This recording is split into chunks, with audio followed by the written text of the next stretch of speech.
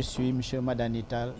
Vous êtes sans doute au courant du sitting qui a été prévu par les sinistrés du pavillon vert qui réclament l'indemnisation.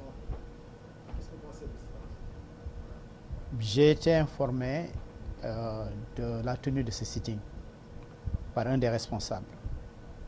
Et cela m'a été confirmé aussi au cours d'une réunion que nous avons eue avec ces responsables.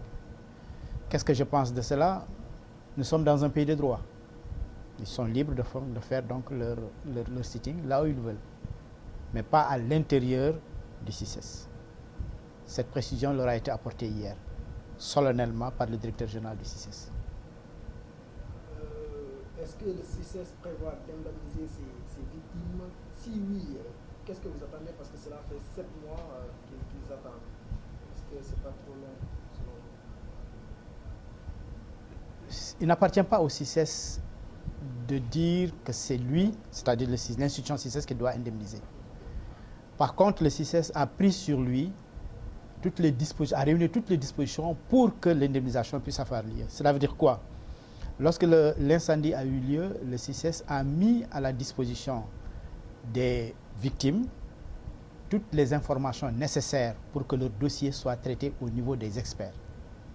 Dès le premier jour, le jour donc où l'incendie a eu lieu, ils ont été réunis, ces sinistrés, toutes nationalités confondues, dans la grande salle d'unité africaine, en présence des autorités en charge donc du ministère du Commerce et de la sécurité. Il y a eu un long échange entre les victimes et toutes les autorités que je viens de citer tantôt. Donc, nous avons commis des experts, premièrement pour identifier les causes de l'incendie. Il y en a deux, je le précise, un expert français et un expert sénégalais, et un autre expert pour évaluer le préjudice au niveau des marchandises.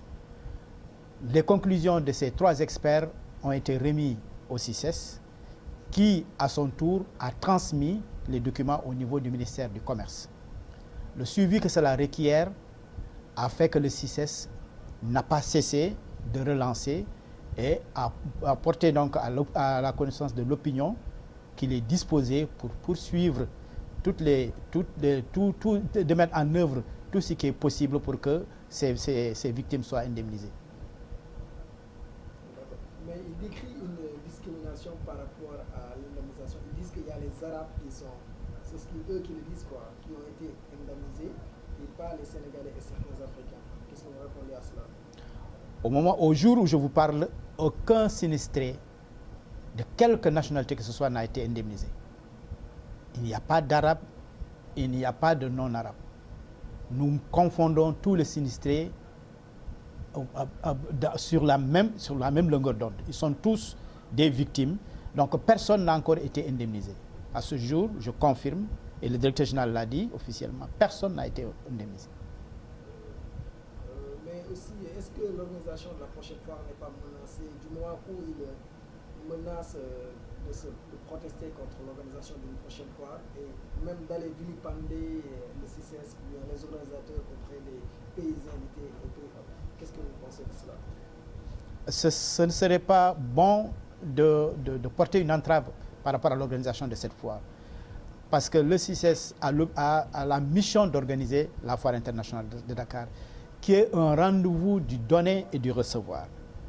Et nous avons reçu instruction de la part des plus hautes autorités du pays de tout mettre en œuvre pour réussir cette manifestation. Parce qu'il y va, comme je l'ai dit, la crédibilité de l'institution du Sénégal. Les victimes ont eu droit quand même, ils ont le droit quand même de manifester. Je comprends. Mais nous aussi, nous sommes là pour eux aussi, pour les aider. C'est ensemble qu'il faut mutualiser nos efforts pour que les plus hautes autorités de l'État puissent se charger de ce dossier-là, afin que le Sénégal puisse aussi vraiment marquer encore, une fois de plus, des points. Et c'est une institution, c'est-à-dire la FIDAK, c'est une grande institution, c'est la plus importante en Afrique au sud du Sahara. Nous avons plus de 40 ans d'expérience. Vraiment, je crois que ce serait un gâchis de vouloir maintenant faire une impasse, une entrave, de porter une entrave à l'organisation de cette manifestation. Bon, juste un éclaircissement. Ils disent que par exemple, un accord a été trouvé et finalement, ils acceptent de recevoir une partie, seulement 60% de l'indemnisation qu'on leur devait. Et comment est-ce que vous en êtes arrivé là? Je précise que cet accord, s'il a été trouvé, c'est entre eux et les experts, plus précisément l'expert. Il est parti sur la base de certains critères, parce que vous n'êtes pas sans savoir que la foire a démarré le 5 décembre, si je ne m'abuse, et l'incendie a eu lieu au moins une semaine après. Il y a eu une variation au niveau des marchandises qui étaient donc étalées au niveau donc, des stands. Alors, l'expert d'un commun accord avec eux et avec les autorités qui les représentent dans ces pays-là, c'est-à-dire donc les ambassadeurs qui sont agréés ici, ils ont tous été saisis par voie épistolaire pour expliquer les tenants et les aboutissants. C'est normal parce que quand une marchandise vient à l'instant T, 4 ou 5 jours après, si on est dans une foire, donc il y a une variation. Alors donc on ne peut pas considérer la valeur au départ, considérer cela comme étant quelque chose qui n'a pas varié, et maintenant vouloir indemniser ça à 100%. Donc, comme il y a une variation, forcément, il doit y avoir quand même une technique à mettre en place. Et cela a été fait de concert avec les autorités, avec les sinistrés, qui ont signé, qui ont accepté. Donc, c'est une décote de l'ordre de 40% qui a été abattue donc, sur la valeur déclarée. Et maintenant, les 60% feront l'objet d'une indemnisation. Il y a un montant défini ou bien une indemnisation? Le montant, il est connu par les différents exposants. Ils le savent. Parce que comme je l'ai dit tantôt, donc le cabinet qui était chargé de faire donc, l'expression de cette évaluation a eu un long échange avec eux. Et si ce n'est pas trahir un secret, donc le rapport, il est là. Donc il a fait le tour, c'est l'évaluation des dommages et marchandises avec, donc, en présence de tous les exposants. Chacun a été appelé à apporter les preuves de ce qu'il avance. C'est-à-dire, si quelqu'un dit « je suis venu avec une marchandise de X », il faut apporter la preuve. Ceux qui n'ont pas pu apporter la preuve ne peuvent pas aussi vraiment prétendre à être indemnisés.